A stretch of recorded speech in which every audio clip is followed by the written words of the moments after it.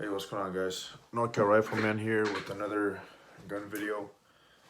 In this video, I'll be doing a little revisit to my poor man's Sopmod Block 2 build that I have here. I've already done a video on this guy, but I recently had a range trip with this and a few little updates that I've done, So right off the bat, let's make sure this gun is clear. It's already been cleared prior to the video. Magazine's empty and the chamber is clear. I flagged it, so for safety purposes. This gun is safe to handle, so let's get right to it.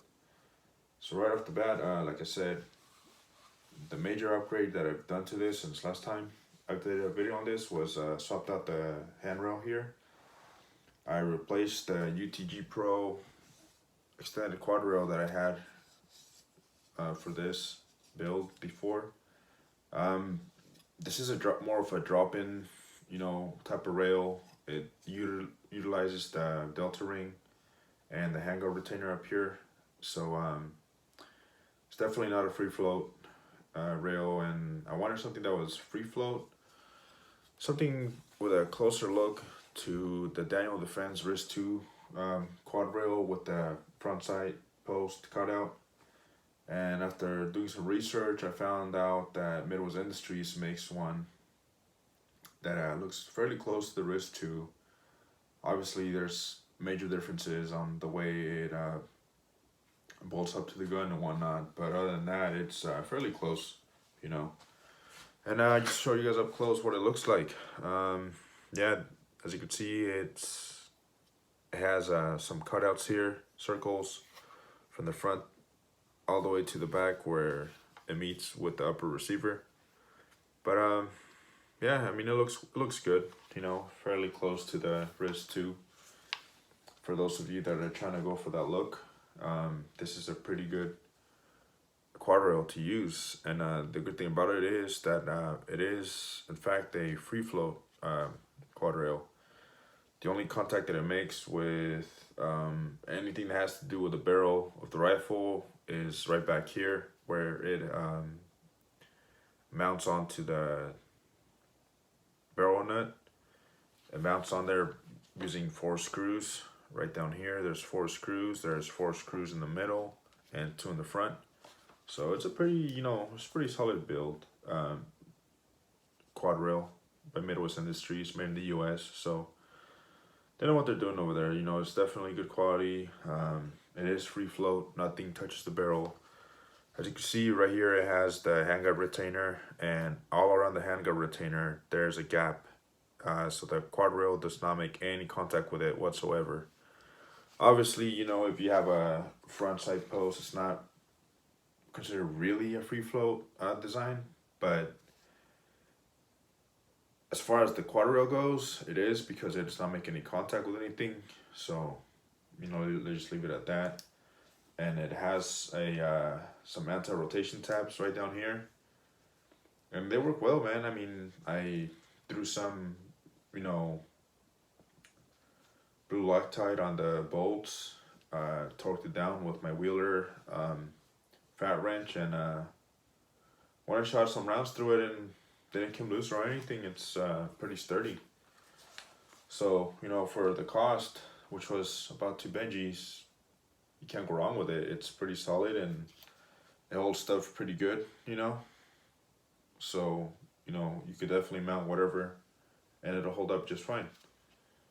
So yeah, another thing, I finally got to sight in my optic setup that I have here. This is the Sig Romeo MSR and Juliet 3 micro magnifier combo. I recently had got this optic setup not too long ago at Sportsman's Warehouse, and it worked great, honestly. Right out of the box, there wasn't too many adjustments I had to do to the red dot to zero it in, and yeah, it was a blast to shoot with it, honestly. It held 0 and no problems whatsoever.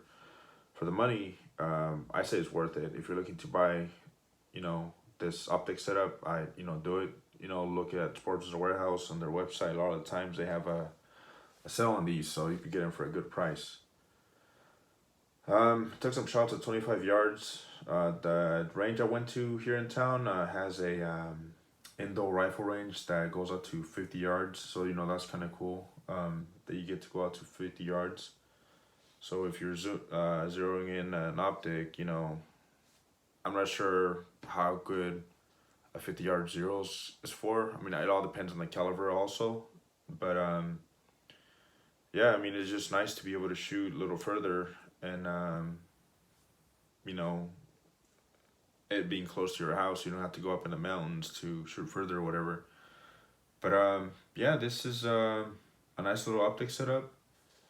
Like I said, I shot some rounds at 25 yards, zeroed in my red dot, and then moved the target out to 50 yards.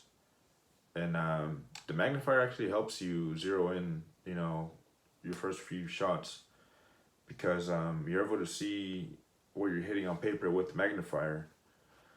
So, you know, zeroed in my red dot, and then afterwards I had to zero in the magnifier, which was crazy to me.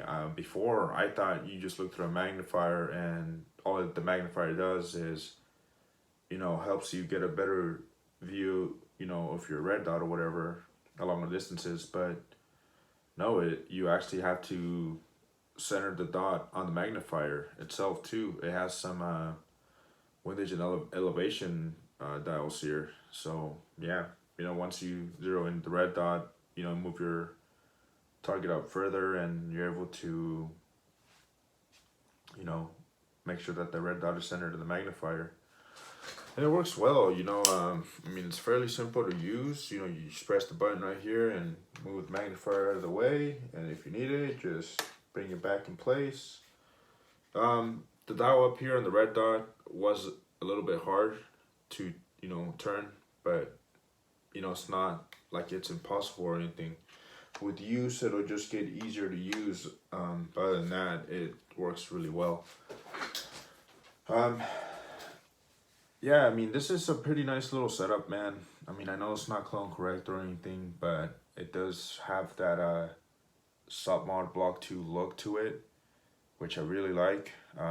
Eventually, I might just buy a Daniel Defense M4A1 rifle with a wrist 2 or whatever. But for the time being, you know, I've really enjoyed having this rifle over the last few years, and I wanted to do something different to it. So why not build, you know, a clone rifle out of it, right? The Sopmod Block 2 is like my favorite version of DAR rifles, so it's definitely nice to be able to build something like this and have, you know. But this is not a safe queen. I mean, I've shot the heck out of this rifle this whole time I've had it. You know, I've shot close to 4,000 rounds through it. I know to use some of you that's not a lot, but to somebody like me, you know, it is. But other than that, it's worked well. I was thinking about maybe replacing the barrel. You know, this rifle does have a 1 9/9 twist barrel, which works well. You know, I'm able to shoot out to, God, man, the furthest I've shot this rifle out to was probably 200 yards on our sights, and I was able to, you know, ring steel at that distance. So you know, I don't think it's bad.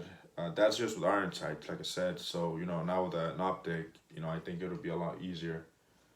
You know, 1 9/9 twist barrel, it's meant mostly to stabilize bullets from like 45 grains to 70 grains, which is what I shoot usually. I shoot 55 grain 223s, 5.56, you know, 62 grain 5.56, you know, and it does more than a good job, you know, to stabilize those different weight of you know, the grains of the bullet or whatever. So yeah, I mean, this is a nice little build. It works well. So yeah, you know, I would prefer to have a 1 7 twist barrel, so I might swap out the barrel eventually. But I really like this barrel, man. It's more of a heavy profile barrel, you know, so I think it's pretty rugged, you know. It does not have the M4 cutout for weight reduction or anything, but it's been working well this year, so I don't see why I should change it, but I would prefer to have something a little better. I do have a spare bolt carrier that I've been having for some time. It's an Aero Precision nitrited bolt carrier that I have laying around in case a bolt carrier fails in one of my rifles, whether it's this one or my 300 Blackout. But yeah, I mean, I guess Aero Precision's bolt carriers are, I'm not sure if they're rated for full auto or if they just have the full auto carrier, you know. Yeah, it seems like that's the standard, you know, using M16 full auto carriers in a lot of builds nowadays. So I might be using that on this guy, but I don't know.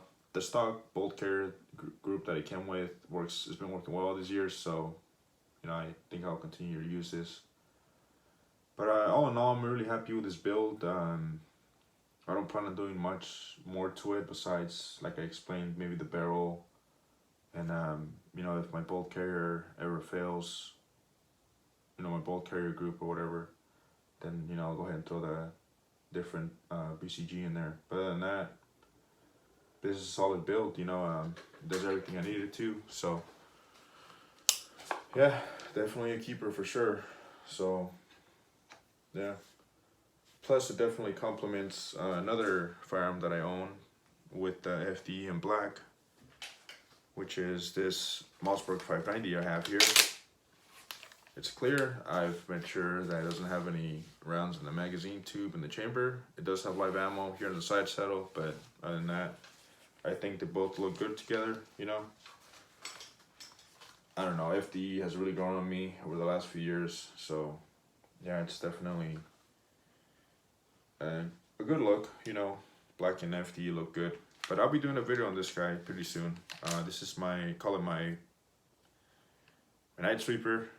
As you can imagine, it's a home defense shotgun set up for home defense. So yeah, I'll go ahead and do a video on that guy if you're interested in it, and hopefully it helps if one of you is looking to buy something like this. But yeah, thanks guys. I appreciate you guys watching, and as some of you have noticed, I've changed my YouTube name on my channel. You know, it used to be Taurus 556, but I don't know, I feel like that's kind of cringy. So, you know, I figured North Carolina Rifleman sounds better. So yeah, that'll be my YouTube channel's name from now on, and it's also my Instagram's name. So if you'd like to follow me on there, you know, feel free. Thanks for watching, guys.